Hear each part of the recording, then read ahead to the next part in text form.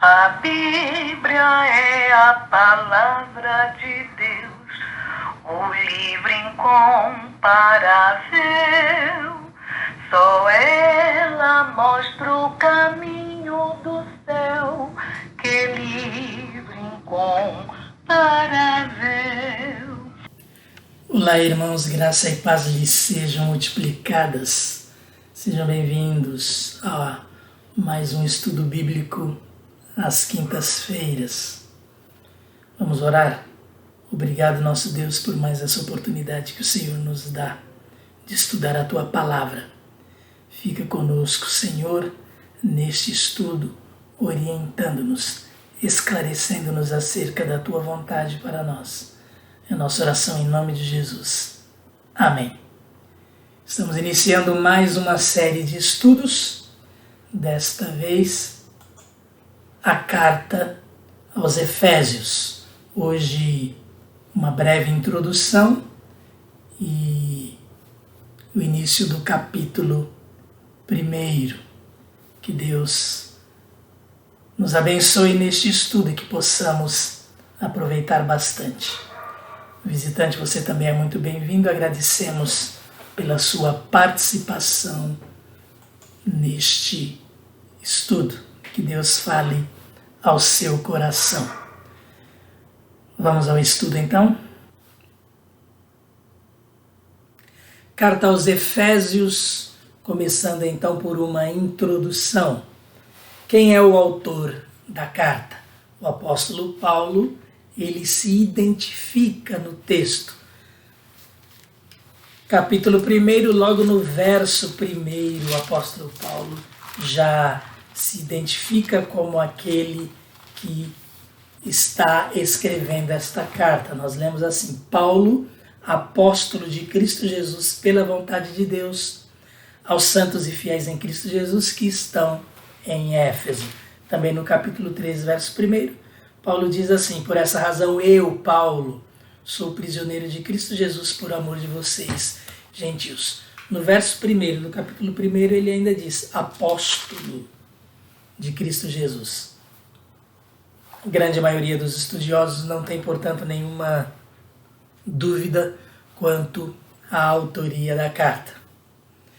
E a carta foi escrita provavelmente entre os anos 60 e 63, mesma época em que a carta aos Colossenses e Filemão foram escritas, e é muito provável que os mesmos portadores da carta aos Colossenses e Filemão também entregaram aos Efésios esta carta, defendida por alguns estudiosos aí como uma carta que deveria, após ser lida aos Efésios, deveria ser circulada também a outras igrejas.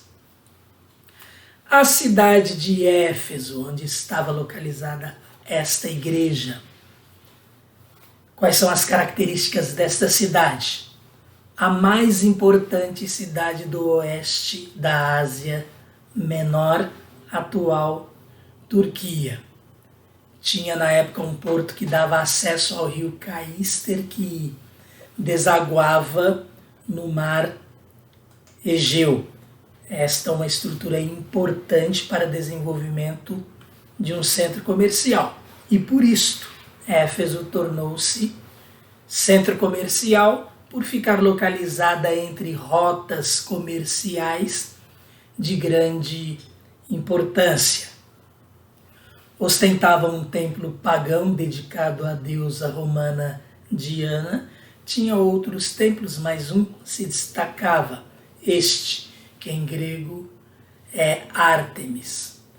Atos capítulo 19, versos 23 a 31, traz lá um evento relacionado aos fiéis idólatras desta deusa e o confronto com Paulo por causa da pregação do Evangelho.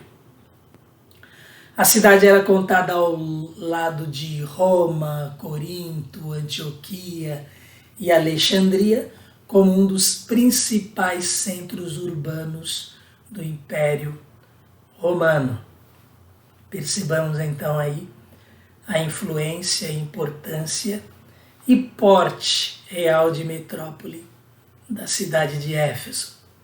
Paulo esteve trabalhando ali em Éfeso em prol do Evangelho por cerca de 3 anos. Então, ele fez de Éfeso um centro de evangelização. Quando ele chega a Éfeso, inicialmente encontra alguns discípulos e a partir desses discípulos ele começa o seu trabalho de evangelização. Atos, capítulo 19, traz esta menção, logo no verso 1, falando sobre a chegada de Paulo a Éfeso. Depois ele se dirige à sinagoga, fica por 3 meses ali na sinagoga, é rejeitado, como aconteceu também em outros lugares aos quais Paulo chegou e foi rejeitado pelos judeus legalistas, judaizantes. E então Paulo vai para uma escola e desta escola ele começa a evangelizar. O verso 10 do capítulo 19 fala dos 2 anos que Paulo esteve apenas ali na escola.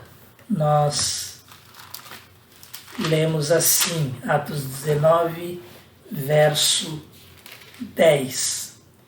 Isso continuou por 2 anos, de forma que todos os judeus e os gregos que viviam na província da Ásia ouviram a palavra do Senhor. Isso continuou por 2 anos. O quê? Nós lemos no verso 9. Mas alguns deles se endureceram e se recusaram a crer e começaram a falar mal do caminho diante da multidão. Paulo então afastou-se deles, tomando consigo os discípulos, passou a ensinar diariamente na escola de Tirano. E o conteúdo da carta, do que Paulo trata? Ensinamentos doutrinários e exortação. É uma bela carta. O apóstolo Paulo se utiliza de termos muito belos para falar sobre as bênçãos espirituais nas regiões celestiais que nós temos em Cristo, para falar da nossa salvação, para falar da eleição. É um fortalecimento para aqueles crentes e também traz muita instrução para nós nos nossos dias. Paulo não trata nesta carta de nenhum erro ou heresia em particular, como ele faz aos Colossenses, aos Gálatas, falando ali do legalismo com os judaizantes, ou aos Coríntios, quando havia pecado naquela igreja. Aqui, nesta carta aos Efésios, Paulo não trata de nada específico em termos de erros e heresias, e há estudiosos que entendem, por causa dessa característica, que a carta aos Efésios tinha um objetivo também de ser uma carta circular, deveria passar por outras igrejas, ser lida em outras regiões também. Tendo feito esta rápida introdução para termos uma geral noção do que é a carta, do tempo em que ela foi escrita, vamos agora então de forma mais direta iniciar o nosso estudo. Verso 1, nós até já lemos: Paulo, apóstolo de Cristo Jesus, pela vontade de Deus, aos santos e fiéis em Cristo Jesus, que estão em Éfeso. Temos aqui neste primeiro verso a identificação de remetente e destinatário. Remetente, Paulo, apóstolo de Cristo Jesus, pela vontade de Deus. Os destinatários, aos santos e fiéis em Cristo Jesus, que estão em Éfeso. Identificados, portanto, remetente e destinatários. Paulo, apóstolo pela vontade de Deus, ou seja, Paulo foi comissionado vocacionado por Cristo Jesus. Conhecemos bem o momento de sua conversão e comissão. Vocação, chamado para sofrer por Cristo quando ia perseguir a igreja lá e no caminho de Damasco.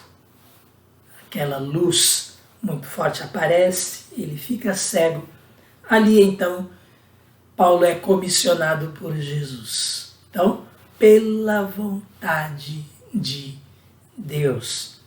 Aprendemos com Paulo aqui que nós somos chamados, vocacionados, convocados, comissionados para a obra do Senhor por Ele, por Deus.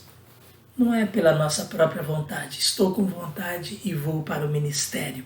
Há necessidade de um chamado. Pela vontade de Deus, aos santos e fiéis em Cristo Jesus. Aos santos e fiéis.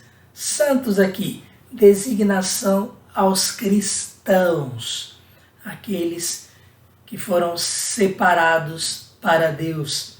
E este é o termo, este é o significado do termo. Santos aqui não implica em pessoas perfeitas, mas em pecadores salvos. É isto o que significa santos aqui. A diferença entre os crentes em Jesus Cristo, que aqui são chamados de santos, e aqueles que não são crentes em Jesus, é que nós somos pecadores remidos, perdoados, cobertos pelo sangue de Jesus. Paulo, apóstolo de Cristo Jesus, pela vontade de Deus, aos santos e fiéis em Cristo Jesus. Aqueles que manifestam sua fé. Esta é uma necessidade de todo crente em Jesus Cristo. E aqui Paulo identifica bem que estão em Éfeso.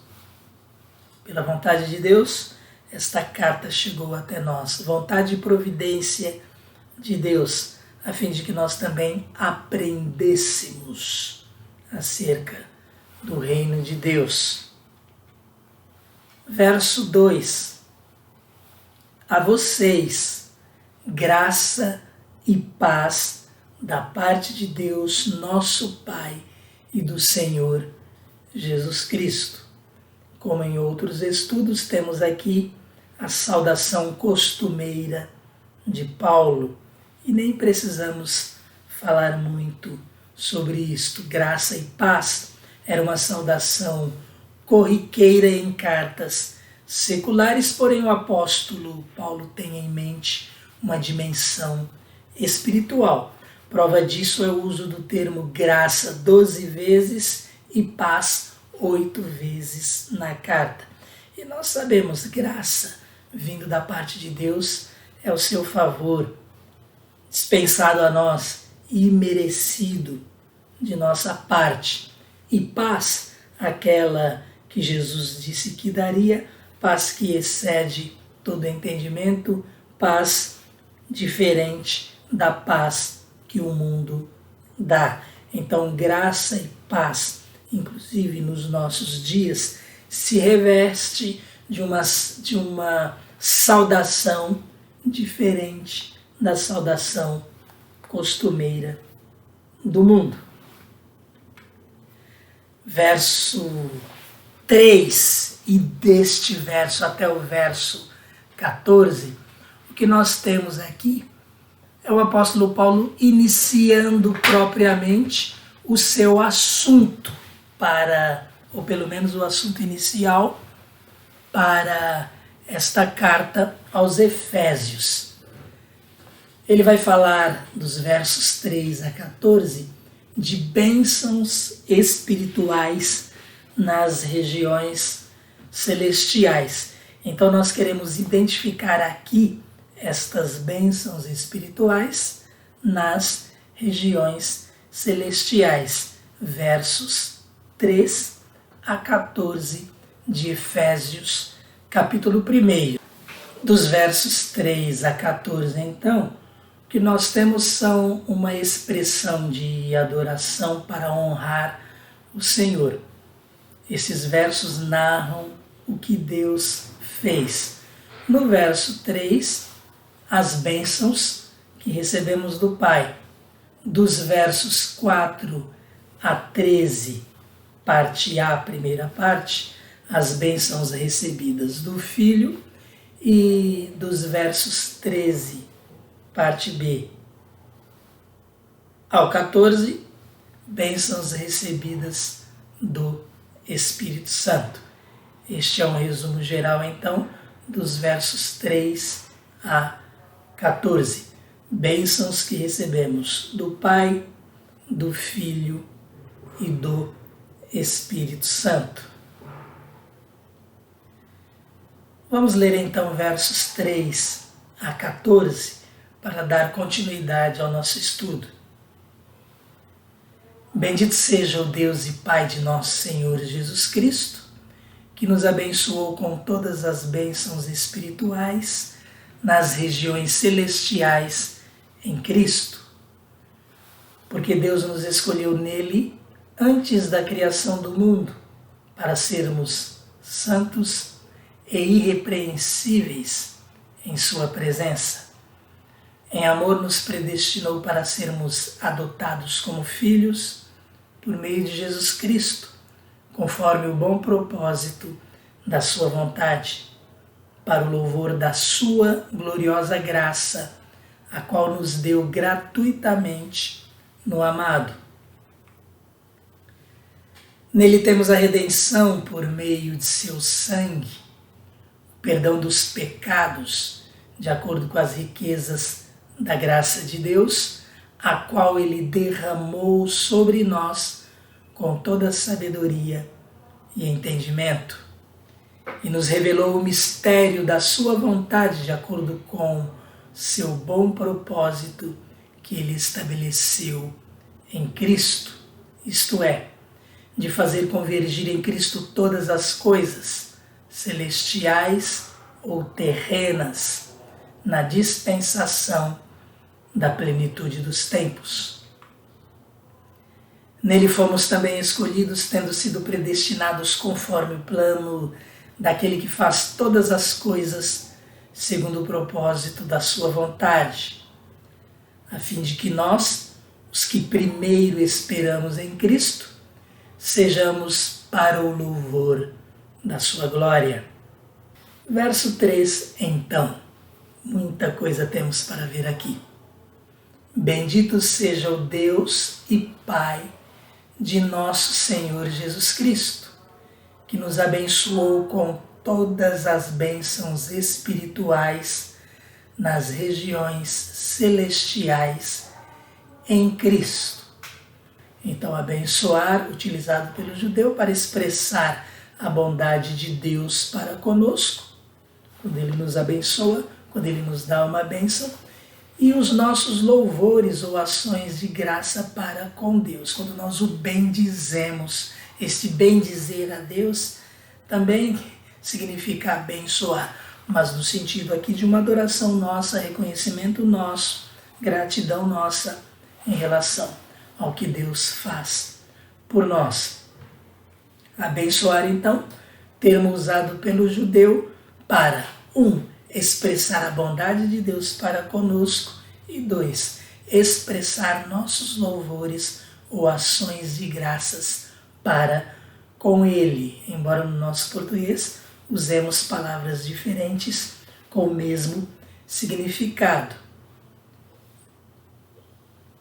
Este verso 3, aqui em português, foi colocado aqui no original grego para que nós percebamos este termo que estamos comentando. Bendito é este termo aqui. Abençoou, bendito, o adjetivo. Abençoou, o verbo, está aqui. E bênçãos, o substantivo. Está aqui. Percebamos como é bem semelhante no original aqui e é igual à primeira parte da palavra, porque lá no grego é a mesma palavra, tem o mesmo significado. Aqui apenas para conhecimento, uma transliteração do que seria a pronúncia destas palavras. Bendizer e abençoar, duas palavras diferentes que têm o mesmo significado, mas no espanhol, por exemplo, Deus te bendiga, Deus te abençoe, a palavra é a mesma. No inglês, bless, God bless you, Deus te abençoe. E quando nós também exaltamos Deus, o bem-dizer nosso do português é o mesmo bless no inglês. Então, apenas para percebermos que lá no original é realmente a mesma palavra, mas com duas conotações diferentes. De Deus para nós, o que nós recebemos dele. De nós para ele, o que nós tributamos em termos de adoração, de ações de graças. Então, voltando ao verso 3 aí, que é o que nós estamos estudando. Bendito seja o Deus e Pai de nosso Senhor Jesus Cristo, que nos abençoou, nos contemplou com benefícios, bênçãos, coisas boas. Motivo aqui da expressão de louvor a Deus. Sobre as bênçãos, há bênçãos terrenas, materiais, naturais, e há bênçãos espirituais. O apóstolo Paulo aqui, ele vai tratar das bênçãos espirituais. Quais seriam as bênçãos naturais, as bênçãos terrenas, as bênçãos materiais que não estão aqui sendo mencionadas por Paulo? A chuva, uma bênção natural para todas as pessoas. O brilho do sol, tão importante à vida. Uma pessoa pode ser abençoada com bens materiais, coisas que serão utilizadas, aproveitadas, desfrutadas apenas neste mundo, por um tempo, não são coisas eternas. O apóstolo Paulo menciona aqui as bênçãos espirituais e vai ser o foco do nosso estudo, porque é sobre isso que ele fala aqui dos versos 3 a 14. Algumas bênçãos espirituais são recebidas aqui nesse mundo e nos acompanham até as regiões celestiais, vão conosco para a eternidade. Outras bênçãos espirituais são desfrutadas apenas lá, são herança eterna no Filho, vão ser desfrutadas apenas na eternidade. Exemplo de bênçãos espirituais relatadas aqui dos versos 3 a 14, a eleição, a santidade, a adoção de filhos, a redenção, o perdão dos pecados, a revelação dos mistérios de Deus, Cristo, a salvação, o selo de propriedade que é o Espírito Santo da promessa, nossa garantia de vida eterna. O apóstolo Paulo vai falar sobre estas coisas. Então, para ligarmos ao texto, a bênção da escolha, eleição, predestinação, Deus nos escolheu. A bênção da perfeição para sermos santos e irrepreensíveis. A bênção da adoção para sermos adotados como filhos. Tudo isto temos neste texto de 3 a 14. A bênção da redenção. Nele temos a redenção. A bênção do perdão dos pecados. Nele temos perdão e vai. A bênção da revelação. A revelação do mistério da sua vontade. Cristo. A bênção da salvação. A palavra da verdade. O evangelho que os salvou. A bênção do Espírito Santo lá no finalzinho, versos 13 e 14. Selados com o Espírito Santo, nossa garantia de vida eterna.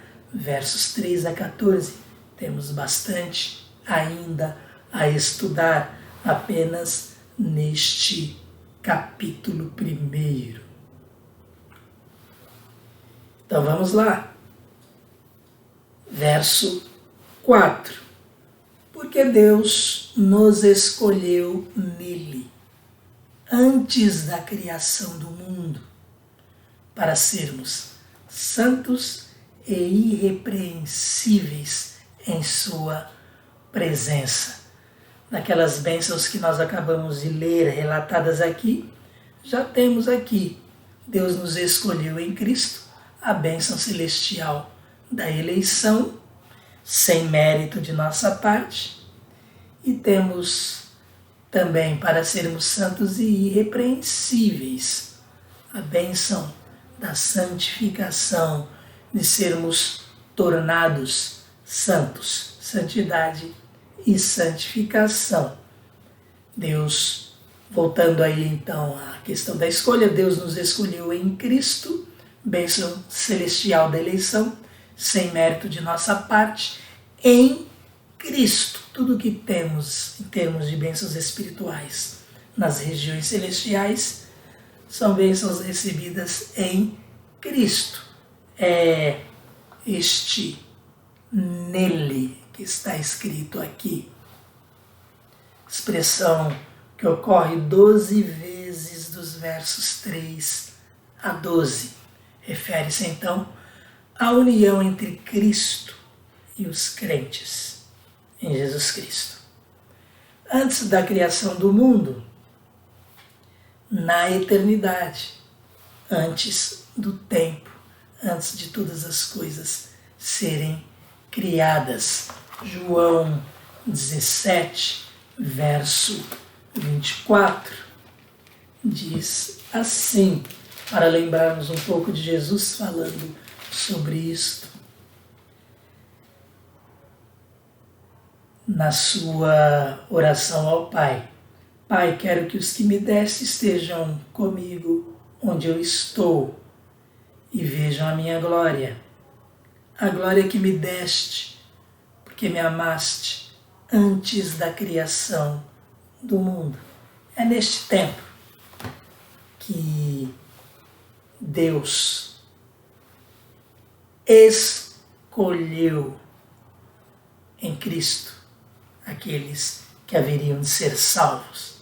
Então, antes da criação do mundo, na eternidade, antes do tempo, Deus nos escolheu em Cristo para sermos santos e irrepreensíveis em sua presença, para sermos o propósito de Deus em sua escolha. Por que Deus nos escolheu? Ou para quê? Para sermos santos e irrepreensíveis. Não porque somos santos e irrepreensíveis. Não fomos escolhidos porque merecíamos, porque éramos perfeitos, porque fizemos por merecer. Não. Nós fomos escolhidos para sermos santos e irrepreensíveis e desfrutar de uma comunhão perfeita e eterna com o Senhor. Deus nos escolheu para sermos salvos, portanto. Se a escolha, então não serão todos salvos, apenas os escolhidos. Vamos falar um pouco de eleição, já que o apóstolo Paulo trata disso aqui. Vamos falar um pouco desta escolha de Deus. Como é essa escolha? Como ela se dá? Vamos a alguns outros textos bíblicos para entendermos a vontade de Deus no assunto da nossa salvação, no assunto daqueles que foram escolhidos. Segunda carta de Pedro, capítulo 3, verso 9, que nós lemos: O Senhor não demora em cumprir a sua promessa, como julgam alguns. Pelo contrário, Ele é paciente com vocês, não querendo que ninguém pereça, mas que todos cheguem ao arrependimento. O que nós temos aqui dito pelo apóstolo Pedro, aqui para fins de entendimento sobre a vontade de Deus em relação a todo ser humano, em relação à eleição, àqueles que serão salvos, não querendo que ninguém pereça, não querendo que ninguém se perca. Essa é a vontade de Deus. O apóstolo Pedro expressa aqui, mas que todos cheguem ao arrependimento. Esta é a vontade de Deus, que todos cheguem ao arrependimento. Nós vimos aqui, se é escolha, então não serão todos salvos, apenas os escolhidos. E nós lemos aqui que Deus não quer que ninguém se perca, mas que todos cheguem ao arrependimento. Embora não serão todos salvos, esta não é a vontade de Deus. Ele quer que todos cheguem ao arrependimento. Então, como ele escolhe?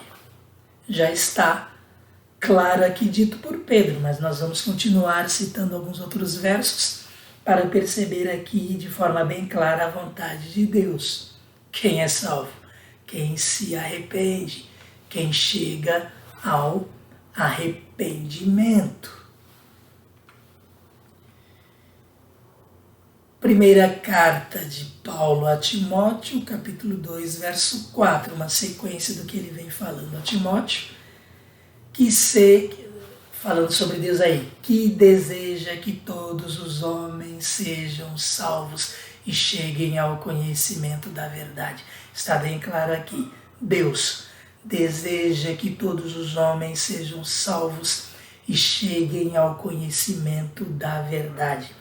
Se Deus deseja que todos os homens sejam salvos e cheguem ao conhecimento da verdade, está descartada a hipótese de que Deus vai escolher alguns para serem salvos e outros ele vai escolher para serem perdidos, enviados para o inferno.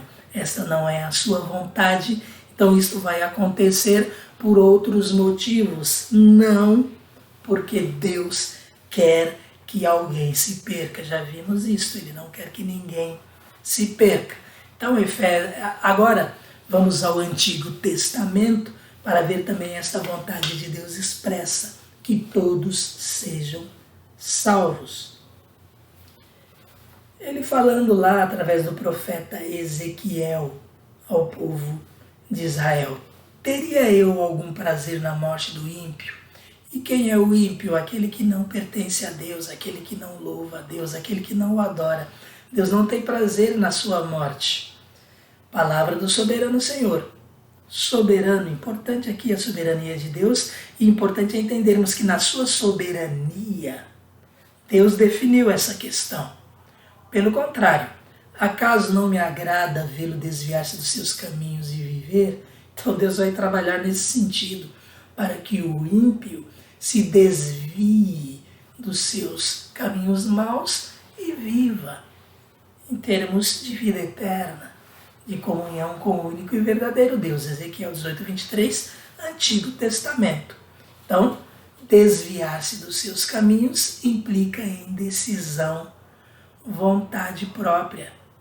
Deus nos criou, ele não quer que ninguém se perca. O homem se afastou de Deus, todos pecaram. Ele não quer que ninguém se perca. Então, de que forma alguém pode ser salvo? Arrependendo-se, desviando-se dos seus caminhos. Isso implica em decisão, tomada de decisão, vontade própria. É o que nós temos na Bíblia, a palavra de Deus. Também, Ezequiel 18, verso 32. Pois não me agrada a morte de ninguém. Não agrada a morte do ímpio, não agrada a morte de ninguém. Morte bem no sentido aqui de pena, de castigo eterno. Não agrada castigo do ímpio não agrada o castigo de ninguém. Palavra do soberano Senhor. Arrependam-se e vivam. Olha o que Deus coloca diante do ser humano. A decisão de arrepender-se, e aí Deus vai dar-lhe vida. É assim que Deus salva. É assim que Ele toma por base a sua escolha, a sua eleição. Aqueles que se arrependerem. E olha, Deus, na sua onisciência, sabe de todas as coisas. Olha aí a base da escolha, a base da eleição em conformidade com a presciência de Deus. Arrependam-se e vivam implica em escolha. Então temos aqui a vontade expressa de Deus nos versos que nós lemos. Que ninguém se perca, que ninguém pereça, que ninguém seja destruído, que ninguém morra. Em termos espirituais, a vontade expressa de Deus, que todos se arrependam. Se esta é a vontade de Deus, que todos se arrependam, por que Ele vai cortar esta oportunidade para aqueles que querem se arrepender? Por que Ele vai escolher alguns em detrimento de outros, se Ele não quer que ninguém pereça, não quer que ninguém se perca, mas que todos se arrependam? Atos 17, versos 30 e 31. No passado, Deus não levou em conta essa ignorância, mas agora ordena que todos, em todo lugar, se arrependam. Deus ordena que todos se arrependam. Por quê? Qual será a consequência de quem não atender à ordem de Deus? Ele ordena, Ele dá a oportunidade de arrependimento. Deus ordena, mas não obriga, não força. Coloca todos os argumentos possíveis. O Espírito Santo trabalha, mas nós lemos lá na carta aos Hebreus que há aqueles que endurecem o seu coração e não ouvem a voz do Espírito Santo. Fica de forma bem clara que a percepção da negação de alguns, utilizando-se da vontade que o próprio Deus deu a eles como direito de escolha. Então, Deus ordena, mas não obriga, não força, ou seja, podemos exercer aí o livre arbítrio, livre escolha neste assunto. Estamos falando sobre eleição, como se dá a escolha de Deus antes da criação do mundo para com aqueles que são salvos, que serão salvos. Estamos estudando isto. Bem, se a vontade de Deus expressa é que ninguém se perca, mas que todos se arrependam, se esta é a vontade de Deus, então Ele dá condições de arrependimento a todos. Pois todos pecaram, Romanos 3:23, todos pecaram. Deus não quer que ninguém se perca, quer que todos se arrependam, então Ele dá esta condição de arrependimento a todos. Vamos falar um pouco sobre a vontade permissiva de Deus, aquilo que Deus permite, mas não necessariamente é o que Ele gostaria que acontecesse. Ele apenas não interfere pelo fato de ter colocado outras variáveis na questão. Aquele que não se arrepender vai se perder. É esta a vontade de Deus? Não é. Ele não quer que ninguém se perca. Ele quer que todos se arrependam. Mas ele dá a oportunidade.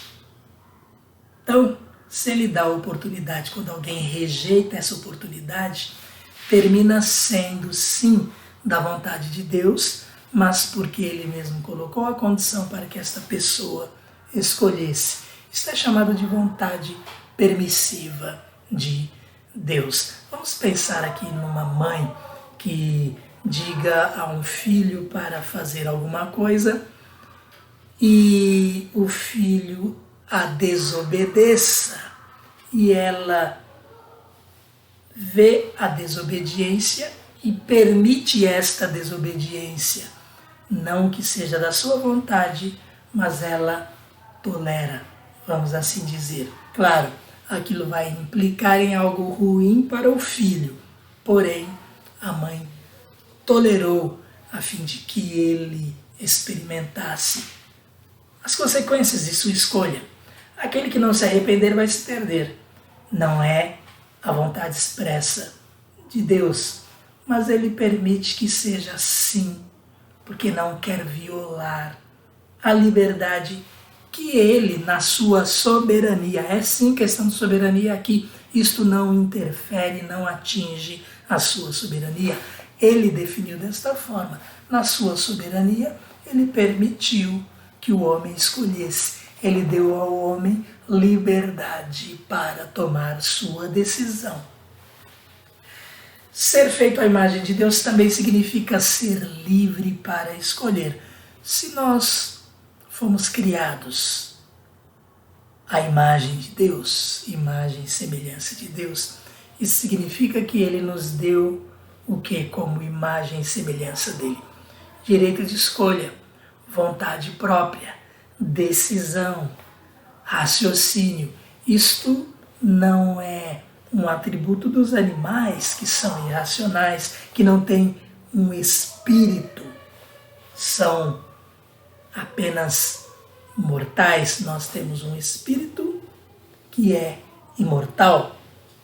Então, ser feito à imagem de Deus também significa ser livre para escolher.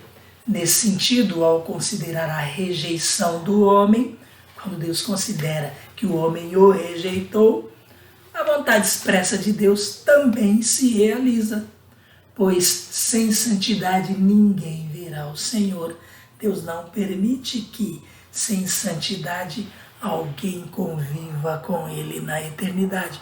Por isso Ele nos elegeu para a santidade, para sermos santos e irrepreensíveis, para que possamos conviver com Ele na eternidade.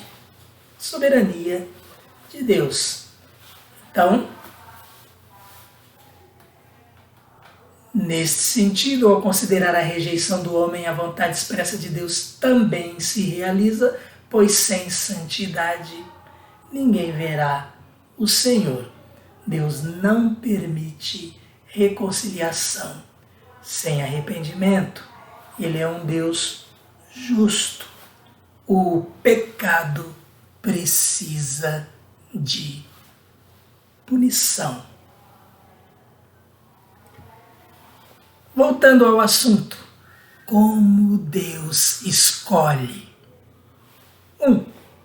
A dádiva, o presente, o dom, a concessão da salvação é incondicional. Não há condições a serem preenchidas pelo eleito, pelo escolhido, pois não temos mérito algum. A salvação está à disposição de todos pela graça de Deus, porque todos pecaram. Deus dá oportunidade de salvação a todos. Romanos 3:23, todos pecaram e destituídos estão da glória de Deus. Atos 10, versos 34 e 35. Então Pedro começou a falar: agora percebo verdadeiramente que Deus não trata as pessoas com parcialidade, mas de todas as nações aceita todo aquele que o teme e faz o que é justo. Romanos 2,11, pois em Deus não há parcialidade. Deus é justo, Deus não discrimina, não há quaisquer condições para Deus conceder a salvação, mas existe condição para o homem receber a salvação. O que temos aqui então? A salvação é colocada como oportunidade para todos. Então ela é dada, ela é concedida a todos. Mas quem recebe a condição está então no momento de receber a salvação. Romanos 5,1 diz que nós somos justificados pela fé. Então, 2, o recebimento da salvação é condicional. Que nós vimos no número 1, a dádiva da salvação é incondicional. Deus dá a todos. Agora, o recebimento da salvação, este é condicional. A condição para receber o presente da salvação é a fé. É necessário crer. Olha, não é necessário fazer, não são obras, não é merecimento, mas é necessário crer no Filho de Deus. Nós somos justificados, somos tornados justos quando cremos. Justificados pela fé. Temos paz com Deus. Devemos crer no Senhor Jesus para sermos salvos. Atos 16, verso 31. Sem fé é impossível agradar a Deus, pois quem se aproxima dele precisa crer que ele existe e que recompensa aqueles que o buscam. Hebreus 11, verso 6. Com relação à salvação, a recompensa é a própria vida eterna. Aquele que crê é salvo. O que significa ser salvo? Receber a vida eterna, desfrutar da vida eterna com Cristo Jesus. Atos 10, 43, o que nós lemos lá. Todos os profetas dão testemunho dele, de que todo que nele crê recebe o perdão dos pecados mediante o seu nome. Quem recebe o perdão dos pecados? Aquele que crê. João 6, 40, o que Jesus fala. Porque a vontade de meu Pai é que todo aquele que olhar para o Filho e nele crer tenha a vida eterna, e eu o ressuscitarei no último dia. A vontade de meu Pai é que todo que olhar para o Filho e nele crer tenha a vida eterna. Jesus disse, e eu ressuscitarei no último dia. O que temos aqui como conclusão, então, como resumo? Deus é a fonte incondicional da eleição. Deus escolhe de forma incondicional, ninguém pode fazer por merecer. A eleição é feita com plena presciência de todas as coisas. O Deus que sabe todas as coisas, ele elege com base nesta presciência. Romanos 8, 28 vai falar bem sobre isto. Sabemos que Deus age em todas as coisas para o bem daqueles que o amam, dos que foram chamados de acordo com o seu propósito. Pois aqueles que de antemão conheceu, verso 29, na verdade, de forma bem específica, é o que nós queremos dizer aqui. Aqueles que de antemão conheceu, aqueles que ele conheceu antes, ele elegeu. Também os predestinou para serem conformes à imagem de seu Filho, a fim de que ele seja o primogênito entre muitos irmãos. Quem são os eleitos? Aqueles que Deus conheceu antes. Primeira carta de Pedro também, capítulo 1, verso 2. Escolhidos de acordo com o pré-conhecimento de Deus Pai, pela obra santificadora do Espírito, para a obediência a Jesus Cristo e a aspersão do seu sangue. Lendo o verso 1, nós temos assim: Pedro, apóstolo de Jesus Cristo, aos eleitos de Deus, peregrinos dispersos no Ponto, Galácia, Capadócia, na província da Ásia, na Bitínia, escolhidos de acordo com o pré-conhecimento de Deus Pai. Ou seja, a base da eleição, ela leva em conta o pré-conhecimento, a pré-ciência de Deus. Então, os eleitos livremente escolheram crer. Os eleitos livremente escolheram crer. E Deus sabia disto de antemão, porque Ele é presciente. Ele detém pré-conhecimento. A eleição não é baseada na presciência, não depende dela, mas está de acordo com ela. Se nós fôssemos pensar como Deus faria diferente, sabendo que haveria pessoas que abririam o coração para Jesus. Estes foram contemplados com a escolha de Deus. E assim terminamos este nosso primeiro estudo na carta de Paulo aos Efésios, capítulos 1 a 4. Nós estudamos, muita coisa nós vimos. Que Deus possa nos fazer entender a sua palavra, o seu propósito, a sua vontade para as nossas vidas. Bênçãos espirituais nas regiões celestiais é o que nós vimos, especificamente a bênção da eleição, a escolha em Cristo. Nos próximos encontros veremos um pouco das outras bênçãos espirituais nos versos que vão até o 14, ainda deste capítulo 1.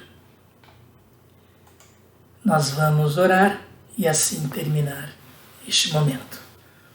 Obrigado mais uma vez, Senhor, porque o Senhor esteve conosco. Te agradecemos porque o Senhor nos escolheu. Te agradecemos pela dádiva da salvação, dádiva incondicional. Te agradecemos porque o Teu Espírito Santo atuou em nossas vidas e nós queremos em Jesus. Ajuda-nos, Senhor, a ser servos fiéis, a fim de que Teu nome seja engrandecido através de nós, nas nossas vidas, nas nossas palavras. Em nome de Jesus nós oramos. Amém. Eu leio a Bíblia, a palavra de Deus, o livro incomparável. Eu amo a Bíblia, a palavra de Deus, que livro incomparável. Amém.